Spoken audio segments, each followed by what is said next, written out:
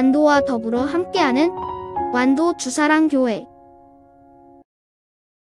오늘 우리에게 주신 하나님의 말씀은 갈라디아서 2장 1절에서 21절까지 말씀입니다. 갈라디아서 2장 1절에서 21절까지 말씀이 좀 길지만 우리 끝까지 함께 교독해서 읽도록 하겠습니다. 14년 후에 내가 바나바와 함께 디도를 데리고 다시 예루살렘에 올라갔나니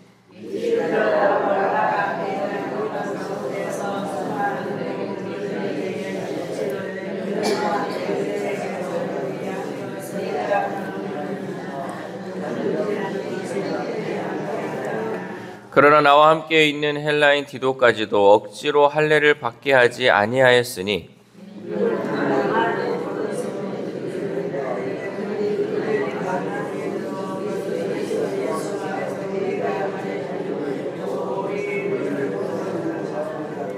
그들에 대해 우리가 한시도 복종하지 아니하였으니 이는 복음의 진리가 항상 너희 가운데 있게 하려 함이라.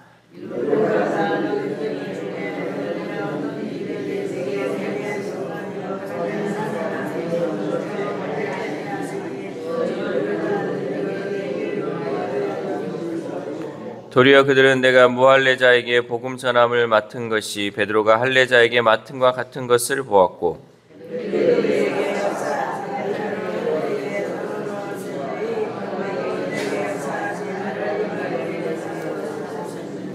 또 기둥같이 여기는 야고보와 게바와 요한도 내게 주신 은혜를 알므로 나와 바나바에게 친교의 약수를 하였으니 우리는 이방인에게로 그들은 할례자에게로 가게 하려 함이라.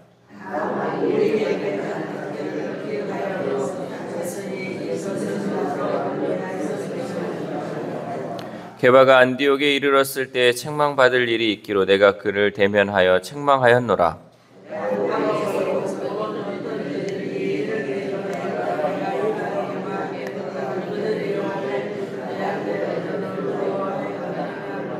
남은 유대인들도 그와 같이 외식함으로 바나바도 그들의 외식에 유혹되었느니라.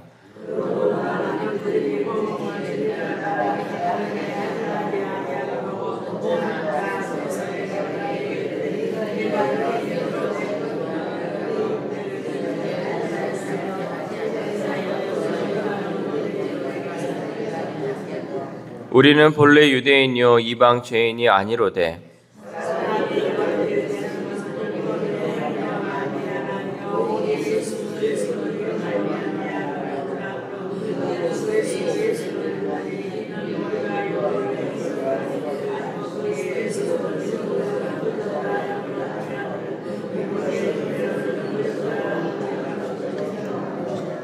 만일 우리가 그리스도 안에서 의롭게 되려 하다가 죄인으로 드러나면 그리스도께서 죄를 짓게 하는 자냐? 결코 그럴 수 없느니라.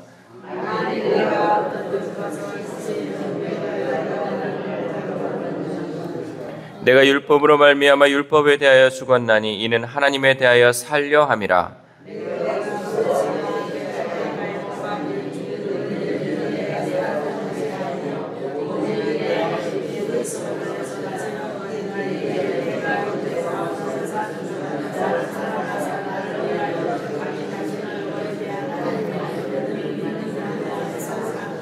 함께 읽겠습니다. 내가 하나님의 은혜를 패하지 아니하노니 만일 의롭게 되는 것이 율법으로 말미암으면 그리스도께서 헛되이 죽으셨느니라. 아멘. 할렐루야.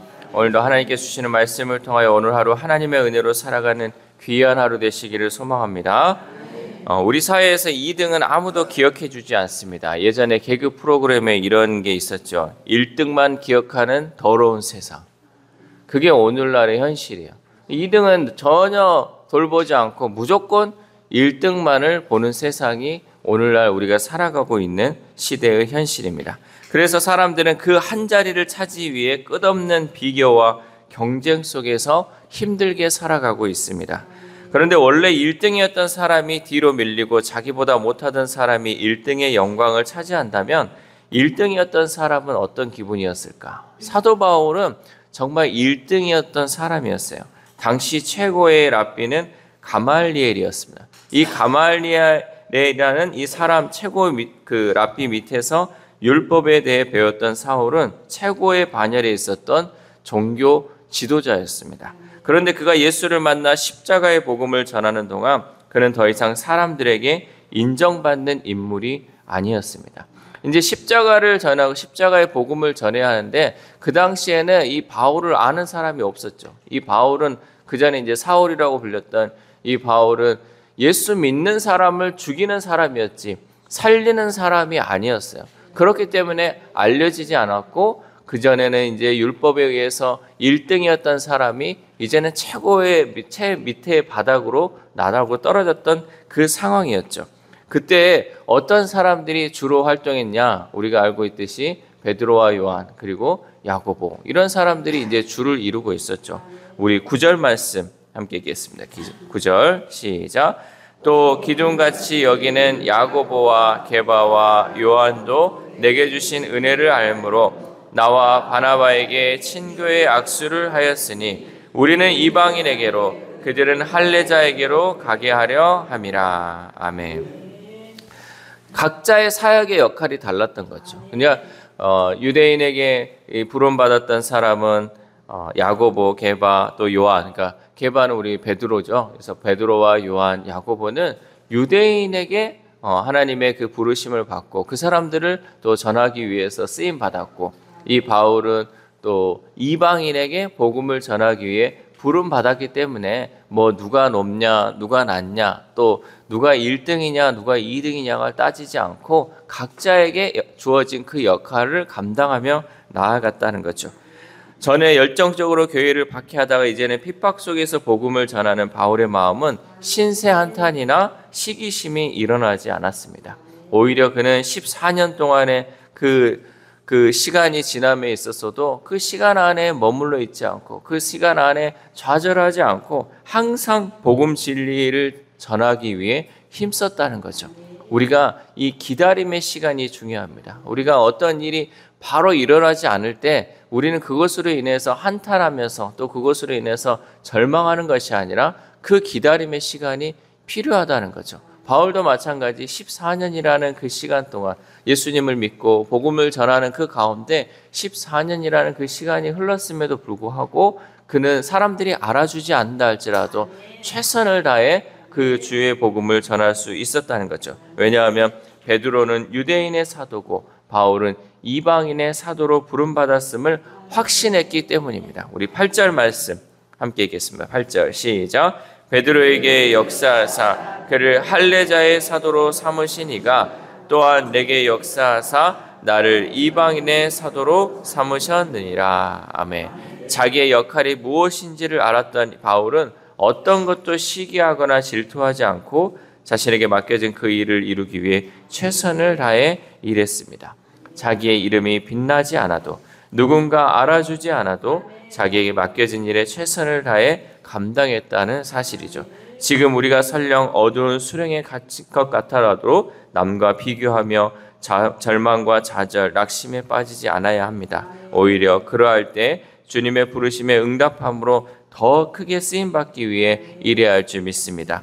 또한 본문 11절에서 21절까지는 바울이 베드로에게 책망했던 내용을 이야기하고 있습니다. 그 내용이 어떤 거냐면 베드로가 안디옥 교회에 왔을 때 성도들은 예수님의 수제자와 함께 식사를 할 수 있다는 사실에 감격했어요. 와, 예수님의 수제자가 왔다고? 그러니까 이방인의 그 교회에 우리 같으면 유명한 목사님이 왔다는 거죠. 그래서 같이 이제 밥을 먹는 게 얼마나 영광스럽겠어요. 그래서 같이 식사를 하고 있었는데 그때 갑자기 할례파 유대인들이 여기에 딱 온 거예요. 그러자 베드로가 그 식탁에서 먹고 있던 그 자리에서 자리를 피한 거예요. 왜 피했냐면 이방인들하고 밥을 먹는다고 이런 얘기를 들을까 봐 이제 피했던 거죠. 그런데 사실 이 베드로는 그 전에 환상을 통해서 이방인에게 세례를 베풀었던 사람, 또 이방인에게도 하나님의 은혜가 임하고 있다, 하나님께서 이방인도 구원한다라는 것을 확신했고 또 체험했던 사람이었어요. 그런데 이런 그 할례파 유대인들을 보고 눈치를 보면서 그 자리를 피했다는 거죠. 그래서 그 성도들이 그 자리에서 감격했던 이 성도들이 실망으로 이제 바뀌었던 그 사실을 보고 이제 바울이 베드로를 책망한 거죠.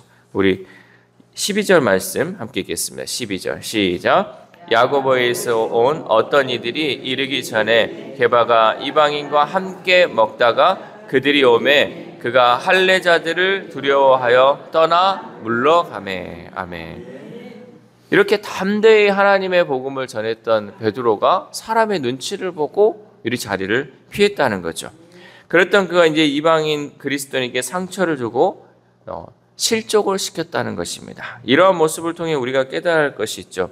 하나님의 선물로 받은 이 믿음은 삶으로 계속 이어져 가야 성숙해진다는 사실이에요. 우리가 하나님의 은혜로 믿음이라는 선물을 받았어요. 그래서 나는 예수님을 믿습니다. 또 믿음으로 이렇게 믿음의 고백들을 하지만 우리가 이 믿음이요 점점점 그 믿음으로 살지 않으면 내 믿음은 그 자리에 머물러 있어요. 그래서 내 믿음이 어린아이와 같은 믿음으로 그냥 그 자리에 머물러 있어요. 그러나 이 믿음으로 살아가고 또 믿음을 살기 위해 힘쓰면 우리의 신앙이 성숙될 수 있다는 거죠. 믿음은 있으나 그 믿음이 삶으로 이어지지 못하면 믿음은 더 이상 자라지 않고 연약한 믿음은 쓰러지게 되어 있습니다. 우리에게 있어서 필요한 것은 믿습니다라는 이런 구호가 아니라 믿음으로 삽니다라는 그런 실천이 있어야 한다는 거죠. 내가 정말 믿는다고 하는데 정말 나는 믿습니다 말로만 할 것이 아니라 이 믿음으로 살아가는 것, 이것이 우리의 신앙을 성숙시킨다는 거죠. 그래서 우리의 신앙이 여전히 자라지 않고 늘 제자리에 있다면 우리의 모습을 다시 한번 돌아봐야 한다는 거죠. 내가 정말 믿음으로 살기 위해 힘썼나, 아니면 그냥 내가 입술로만 주님을 고백하고 있었는지를 돌아봐야 한다는 거죠. 마지막으로 바울은 자기가 예수님을 만나기 전까지의 삶의 근거로 삼았던 율법에 대해 어떤 태도를 가지고 있는지를 말씀하고 있습니다. 우리 19절 말씀 함께 읽겠습니다. 시작. 내가 율법으로 말미암아 율법에 대하여 죽었나니 이는 하나님에 대하여 살려 함이라. 아멘. 율법으로 말미암는다는 것은 율법의 정죄에 의해 죽었다는 것이고, 율법에 대하여는 율법과의 관계성에서 죽었다고 고백합니다. 결국 율법의 정죄로 율법과의 관계에서 바울은 죽고 하나님에 대하여는 살았다라고 고백한다라는 거죠. 이 말은 결국 자신이 유대인이라는 이 정체성이 별 의미가 없다라는 뜻이에요. 내가 아무리 율법을 알고요, 내가 유대인으로 살아왔지만 복음을 또 예수님을 믿는데 이 모든 것은 아무것도 소용이 없다라는 거죠. 우리가 지난날의 과거 또 내가 가지고 있는 이 지위라든지 사회적 위치 아무것도 아니에요. 우리가 믿는 데 있어서 오히려 이런 것들은 걸림돌이 될 뿐이지 이것으로 인하여 우리가 구원에 이르지 않고 이것으로 인하여 우리의 믿음이 성장하지 않습니다. 여러분, 내가 가지고 있는 허례어식들을 다 버리시기를 바랍니다. 정말 하나님 앞에 겸손하게 나아가요. 내가 하나님 안에 살기 위해서는 내 과거 또 내가 지금 누리고 있는 이 모든 것을 버릴 줄 알아야 돼요. 내가 누군데, 내가 과거에 어떤 일을 했는데, 이런 모든 것들을 다 버려야지 그 안에서 우리가 하나님으로 의해 살 수 있다라는 거죠. 바울은 믿음으로 예수님과 연합해 함께 죽었고 또한 살아났습니다. 그래서 이제는 바울이 아니라 그리스도께서 사는 것이며 하나님의 아들을 믿는 믿음 안에서 사는 것이라 라고 고백하고 있죠. 우리 20절 말씀 함께 읽겠습니다. 시작. 내가 그리스도와 함께 십자가에 못 박혔나니 그런즉 이제는 내가 사는 것이 아니요 오직 내 안에 그리스도께서 사시는 것이라. 이제 내가 육체 가운데 사는 것은 나를 사랑하사 나를 위하여 자기 자신을 버리신 하나님의 아들을 믿는 믿음 안에서 사는 것이라. 아멘. 오늘 하루를 살아감에 있어서도 이 말씀을 우리가 암송했으면 좋겠어요. 정말 내가 사는 것이 아니라 내 안에 그리스도께서 사는 것이라. 구원에 예수님이 아닌 다른 어떤 조건이 필요하다는 주장은 결국 예수님의 십자가를 무가치하게 여기며 거부하는 행위입니다. 우리 21절 말씀 함께 읽겠습니다. 21절 시작. 내가 하나님의 은혜를 패하지 아니하노니 만일 의롭게 되는 것이 율법으로 말미암으면 그리스도께서 헛되이 죽으셨느니라. 아멘. 예수님을 믿는다는 것은 자기의 삶을 완전히 바꾼다는 것을 의미합니다. 나는 예수님을 믿고 거듭났다는 이 말은 이전에 나는 죽었다라는 의미예요. 여러분, 아직도 내가 살아있습니까? 이전에 내가 아직도 살아있습니까? 이제는 예수님으로 말미암아 이전에 나는 죽었고 내 안에 계신 예수께서 살아나시기를 소망합니다.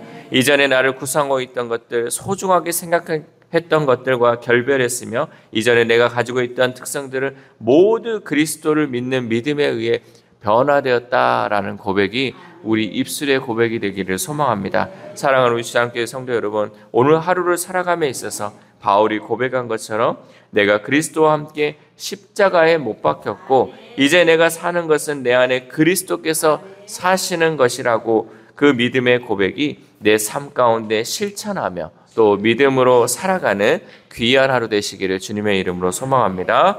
기도하겠습니다. 하나님 감사합니다. 오늘도 이 바울의 고백처럼 내가 정말 아직도 내가 죽지 않았고 내가 여전히 살아있다면 이제는 내가 그리스도 안에서 죽게 하시고 이제는 예수로 말미암아 다시 살아남을 통하여서 그리스도와 연합한 삶을 살아갈 수 있는 우리의 삶이 될 수 있도록 도와주시옵소서. 내가 복음을 믿는다, 예수 그리스도를 믿는다 하면서도 여전히 내 삶 가운데 예수 그리스도를 믿는 삶이 아니라 하나님 여전히 내 욕심으로 살아가고 있다면 오늘 말씀을 통하여서 오늘 말씀을 묵상함을 통하여서 하나님 이제는 내가 그리스도 안에서 살아갈 수 있는 우리 주사랑교회 성도들 될 수 있도록 도와주시옵소서. 하나님의 말씀 한 귀로 듣고 한 귀로 버리지 않게 하시고 이 말씀이 내 안에서 살아나게 하시고 이 말씀을 통하여서 하나님의 역사하심을 기대하는 하루 될 수 있도록 도와주시옵소서. 특별히 아픈 환우들을 위해서도 기도합니다. 하나님 이제는 병들었던 나는 죽게 하시고 이제는 그리스도 안에서 내가 예수님과 함께 다시 산다라는 그 믿음의 확신의 고백을 통하여서 하나님 이제는 그 삶이 변화된 삶 되게 하시고 이제는 그 삶이 생명의 삶 되게 하셔서 온전히 하나님께 영광 올려드리는 우리 환우들의 삶이 될 수 있도록 도와주시옵소서. 또한 우리의 다음 세대들, 우리의 자녀들 늘 하나님 말씀을 통하여서 그들의 삶이 변화되기를 소망합니다. 여전히 욕심을 이루는 삶, 세상 것을 쫓아가는 그 삶이 아니라 하나님 말씀을 통하여 변화된 삶, 예수와 함께하는 삶을 통하여서 온전히 하나님께 영광 올려드리는 그러한 삶들을 살아가는 우리의 자녀들, 우리의 다음 세대들 될 수 있도록 도와주시옵소서. 예전에는 정말 주님을 믿고 예전에는 정말 교회에 나오며 하나님 예배했던 우리의 자녀들 하나님 다시금 그 신앙이 회복되게 하시고 다시금 그 믿음이 회복됨을 통하여 이제 전에 나의 모습은 다 죽고 이제 예수 안에 다시금 살아날 수 있는 우리의 자녀들, 우리의 다음 세대들 될 수 있도록 도와주시옵소서. 또한 오늘 하루를 살아갑니다. 하나님 오늘 하루 가운데 하나님 우리가 정말 주님과 함께 살기를 소망합니다. 그동안 내가 이러한 삶을 실천하지 못했다면 오늘은 정말 하나님 말씀을 통하여 예수 그리스도께서 내 안에 살게 하시고 그 예수 그리스도로 말미암아 하나님과 함께하는 귀한 하루 될 수 있도록 도와주시옵소서. 이 모든 말씀 우리를 구원하여 주신 예수 그리스도의 이름으로 기도드립니다. 아멘.